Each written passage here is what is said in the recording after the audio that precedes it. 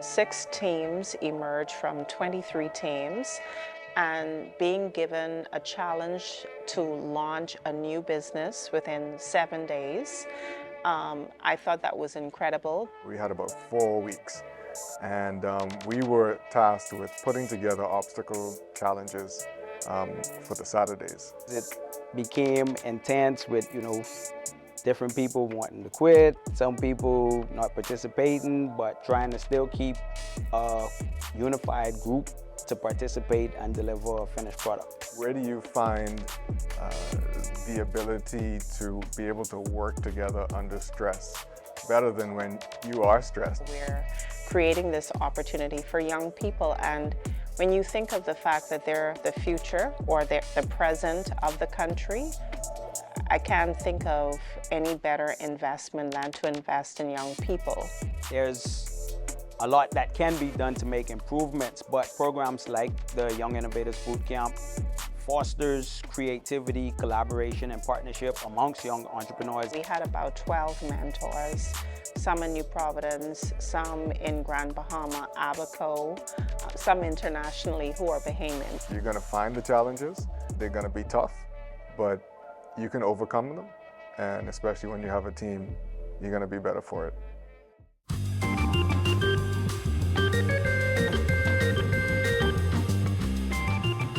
We are very excited about our next team, to be very, very honest. And when I say that, well, I'm an impartial person, by the way. I'm just hosting, so I have no skin in this game. We have a group that held a Chess for Charity event that was able to garner private and corporate sponsors. And those young innovators have developed a product that is perfect for nighttime, it's perfect for afternoon, and it is most perfect for high tea, the Bahamian way. We are looking forward to being able to see what they bring to the pitch competition. And so right now, we are wrapping up the judges' deliberations, and we would like to welcome to the pitch room, Team Microchip.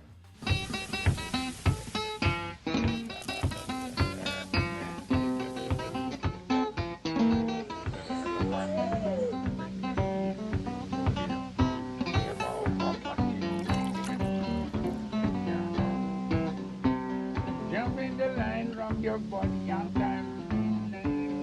Jump in the line, rock your body on time. Jump in.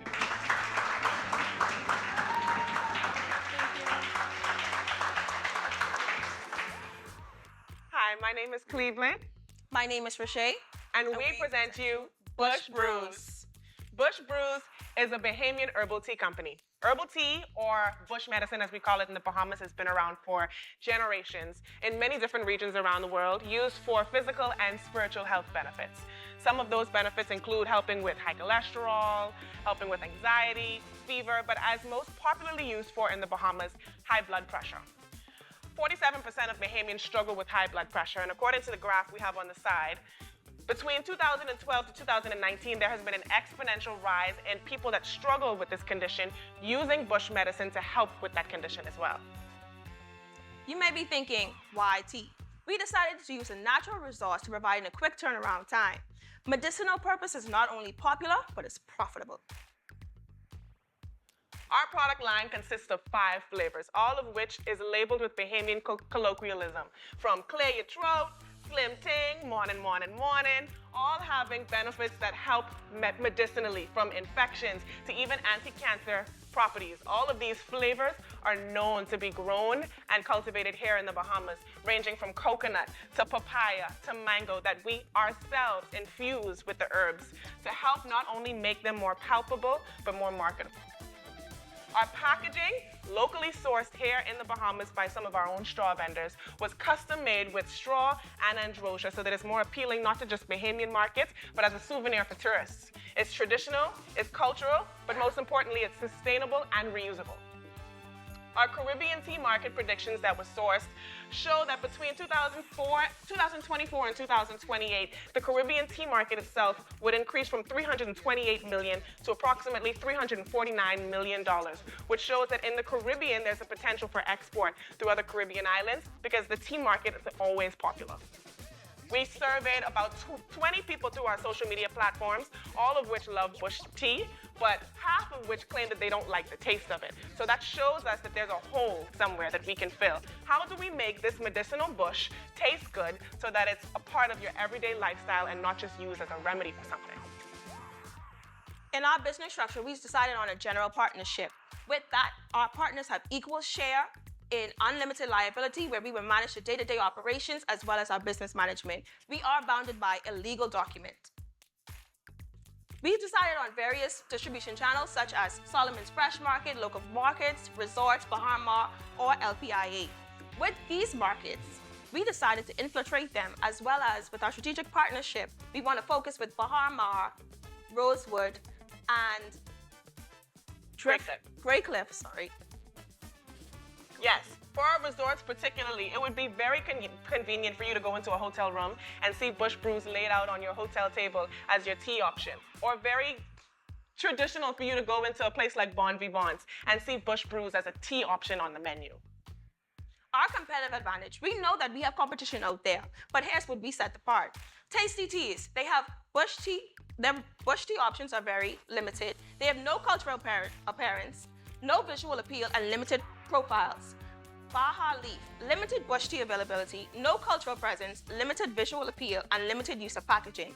Then we have Bush Brews. We have a wide variety of bush tea options, cultural immersions, unique flavor profiles, and multi-packaging options. And flavor profiles you won't find on any other company. Our 3-year financial projections were based off of the week of production that we had. We project that in a space of 3 years, annually we can be able to have a net income of 43%, which is a net profit margin of 69%. Our staff members, we're looking at 2 part-time members to be able to operate based off what we were able to push out in a week. Our 2 products are our loose tea and our assorted tea canisters with a production cost of $5.50 and $7.50, selling our products at $25 each, which gives us that 69% profit margin.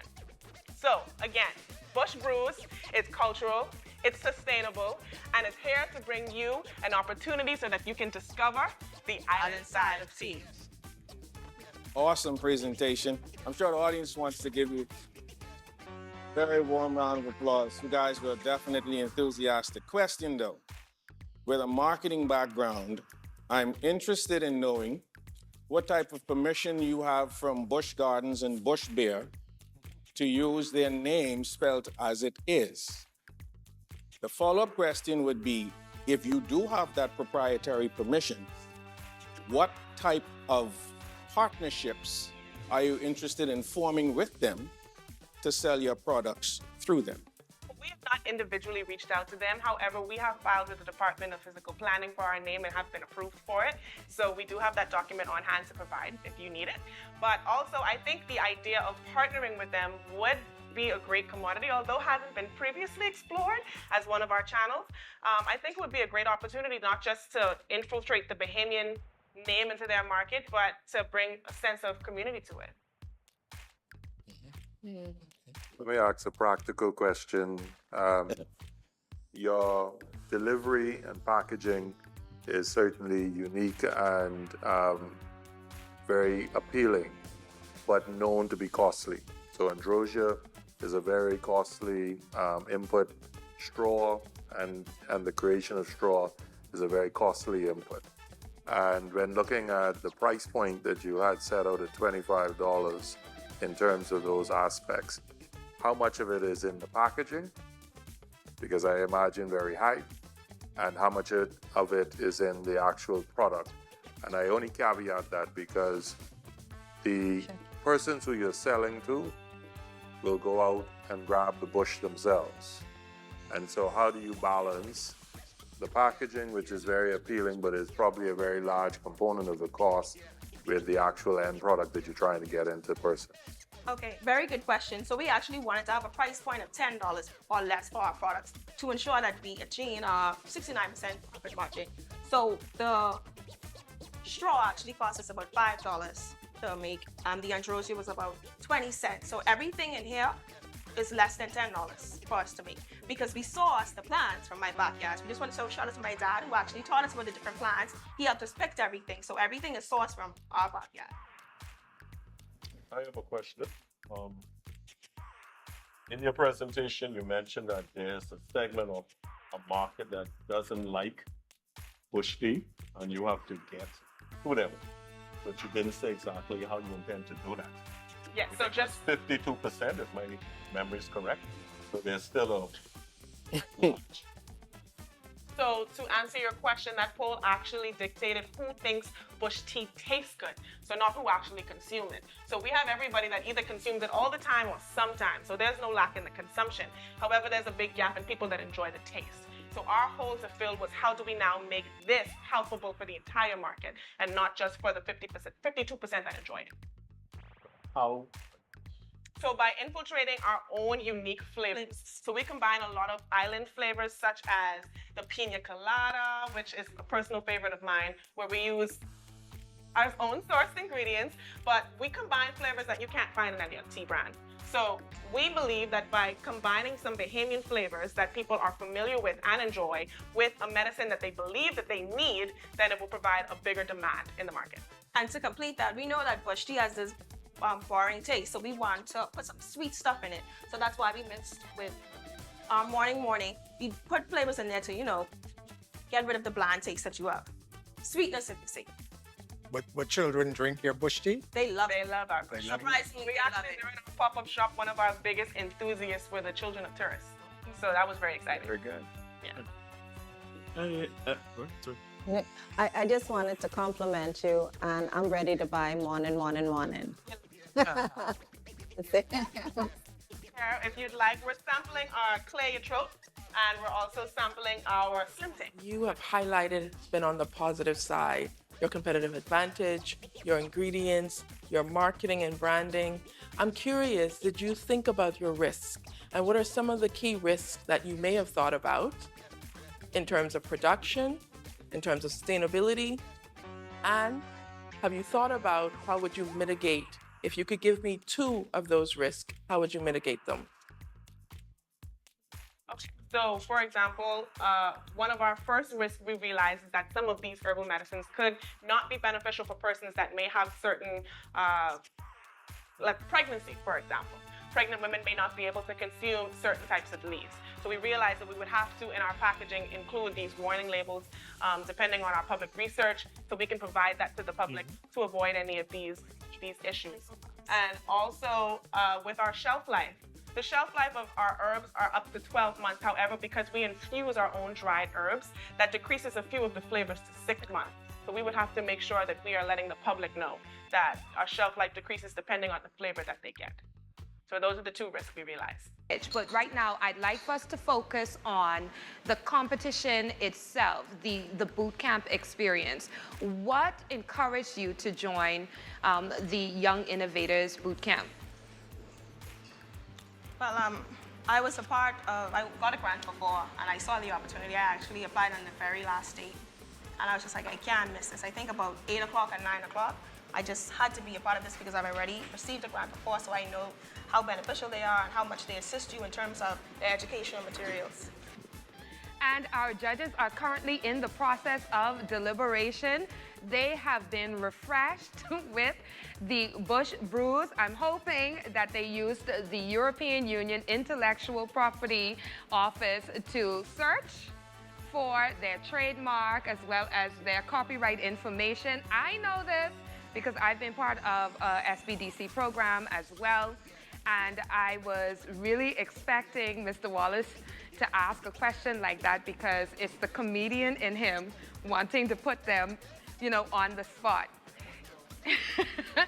Either which way, when you are developing products and services as well as branding, it's important for you to do the requisite research to ensure that your investment and time into creating something that is visually stimulating, as well as culturally appropriate, and something that resonates with audiences locally and abroad is an intellectual property piece that you can own. Intellectual property is an investment. And so we're looking forward to seeing how the rest of our competitors show that they have put the time and effort into their branding, into their brand presence, and into their intellectual property ownership, which is a part of business ownership. Now, our next group of competitors have decided that if you want to draw 4 or if you want to stack 2s, you will have to do it the Bahamian way. Developing a product that will rival the game of dominoes. It will rival the intellectual property that is Uno. And it will either bring families together or make you sit outside underneath the juju tree just for a minute to catch yourself. We would like to welcome to the pitch stage, Team Engine. My name is Bernique Popo. And I'm Terrence Coldwork, that's Coldwork with ODE. And we are Baja Engine, seeking $25,000, where culture breeds innovation and innovation breeds legacy. So you may be wondering, what is our product? The deck, and starting with the deck. It's your non-traditional Bahamian cookbook, including recipes from appetizers, main courses, desserts, and beverages. One of the things that we're especially proud of is the fact that we had our recipes professionally created by our professional chefs. And which is actually a famous card game with the Bahamian twist, focuses on folklore and culture, with famous things such as Get Them. That's a petty wife still. You know? So if you look at our cards now, it's evident of our research and development coming from our prototype, which is a lot bulky and thicker. We decided to reduce the size of the cards just to make it more travel-friendly and compact. And not only did we do that, we also made it environmentally responsible and sustainable by using ESG sustainable packaging, as well as printing back and front. A quick reference from the Minister of Tourism. Once mentioned the opportunity in creating more authentic Bahamian tourism products. That's what led us to dabble into the market and developing something within the market. Another note that I have to mention is the statistics from the Bahamas.com, noting the fact that over 9 million tourists visited the Bahamas inside 2023. And as far as our milestones, we were able to achieve a 100% return on a $500 investment. And not only were we able to launch 1 pop-up location, but 2, being in key areas where our key consumers, tourists have access, such as Tiki Bahama Hut and Mortimer's Candies, which is the eldest candy store in the Bahamas. And also, Tiki Bahama Hut is #1 rated by TripAdvisor for all cruise port passengers. I also have to note the fact that it's not only centered on the international community, but also the local diaspora as well. We're happy to say that we also not only got sales in Nassau, but also in Freeport and Exuma. With focus on teachers that actually stated that they would like to use it to develop in the classroom as an authentic classroom experience. So we're not just in the business of trying, we're in the business of doing. We're pleased to say that we're able to get a purchase order of over 100 decks on 100 cards. At Caribbean Lighthouse International, stationed at the Linden Finland International Airport, as well as Freeport, Grand Bahama. And to add to that, we also went international. All the way to Canada. All the way to Canada, to the largest black beauty supply store, 100% Bahamian owned in Ontario, Canada. So like the people that say, motion, you got a little bit of motion going on, I think. So moving on, we touched on the point of the fact that when it comes to us recouping our initial investment, we want to just go over some of the financials with you with some of our projections. And with that being said, we expect at the end of 2024 to make $73,194.58 in sales. With a 4% annual growth rate. However, it's a very conservative number. We anticipate the fact that through strategic partnerships and additional distribution channels that we may even go all the way up to 15% or more. Especially due to our high potential in international export. And With that being said, here is what we are requesting our funds for. So we're requesting it for equipment and machinery, which will not only reduce our production costs, but also provide jobs for persons within our communities, particularly focusing on college students, where they can actually work shifts. And to also add to that, inventory to also reduce our costs. And to be more tech savvy, you can also scan our QR code. And ladies and gentlemen, are you ready to help us revolutionize our legacy?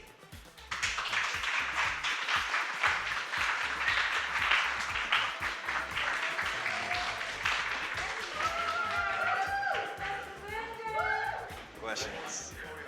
How do you play it? Yeah. I saw the cards. Big question. How do you play it?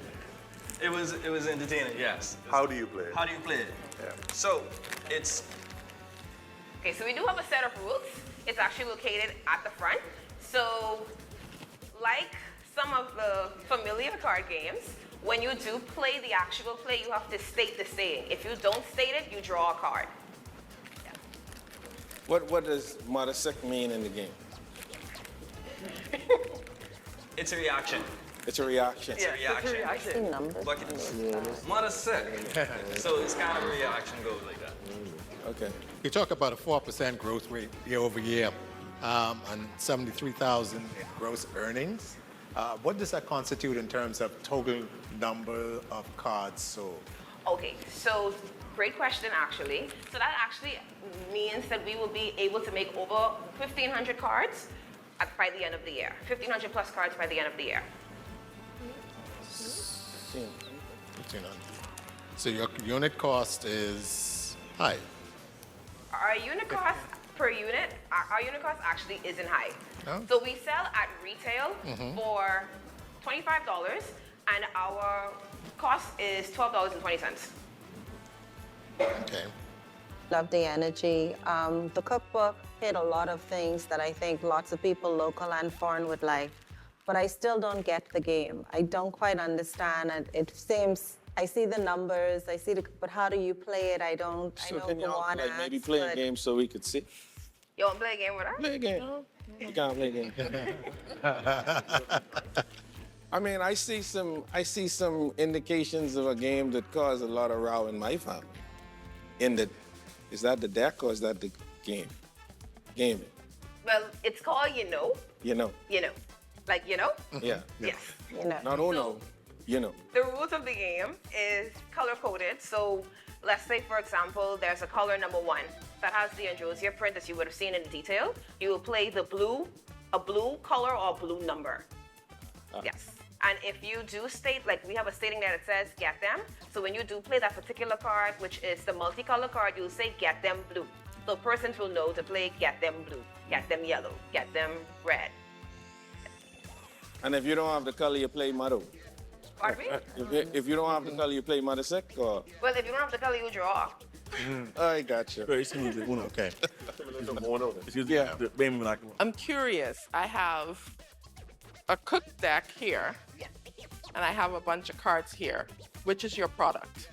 Our products are entertainment products. Just Okay. like how we have E for engine in Baja Engine and we are Team Engine, Right. we stand for E in entertainment. Okay. And to add to that, each product actually caters to specific markets.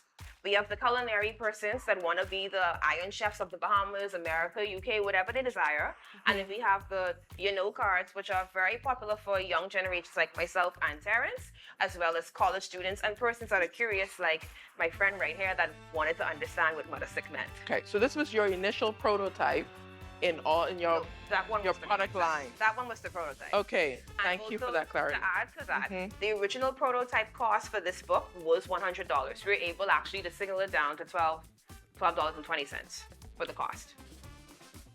Okay, and how are you attracting and retaining customers? Word of mouth is our most popular tactic right now, as well as social media marketing, but Terrence could definitely add on to that. So we have a diverse plan when it comes to content strategy. We do intend to target the SEO market in identifying our brand to be with keywords. That's something that our intentions are. Social media content is also a way. Word of mouth has been the key thing so far. We found that a lot of persons in the local diaspora who purchase one, their friends and family just say, wow, where did you get that from? They were happy to have the opportunity to see something that they can actually identify with. So that's something that in our research phase that we took a great note of. So that leads us to our point of now also having branding, appropriate branding that shows that, hey, it's a non-traditional cookbook. And we think that's going to drive us a great opportunity. Also, content creation is going to be another part of it that we want to be able to actually show you and take you into the process of how do you cook your fritters? What does that look like? Just also in collaboration with influentials and different chefs within the local diaspora, showcasing these items and showcasing the ingredients that we use within our deck. Sorry, just one last question in terms of cost. It's very,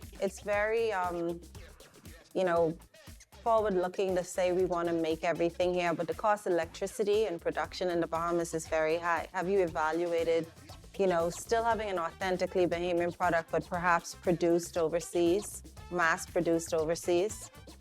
Well, that is something that we are currently working on, but as it stands right now, we are still considered a startup company being in our trying to reach our 1-year margin. So potentially by year 5, that is something that we can definitely look into. Now, judges, I don't know how you were going to do it, but the tallies must be tallied, and the numbers must add up, and you all have done an exceptional job with the colors and the vibrance of the... Did you use AI to develop that? I'm just asking. Partially? Okay, fantastic, because I looked at it and I said, it's giving international AI Junkanoo, but an excellent use of the technology. Now, what I want to know is, did you all really get all on one page to develop this game? We did. We all have different experts. So we have a lot of persons who are culinary professionals in our team. Shout out to all my chefs. We also have 2 business consultants and accountants. And we have our marketing maven right over here. And just to touch on to that, into the AI, we also want to know that through research and development, we do intend to revise and continue to evolve our product when it comes to more artwork, more designs, and the look of our product. I love the consistency of it. And so when we talk about the development of the visual branding presence, as well as we talk about the way that you all are able to hit on the nostalgia of touching people's love for food. So international gubbers unite. Yes. Right? And you talk about the way that Bahamians get together and we fellowship.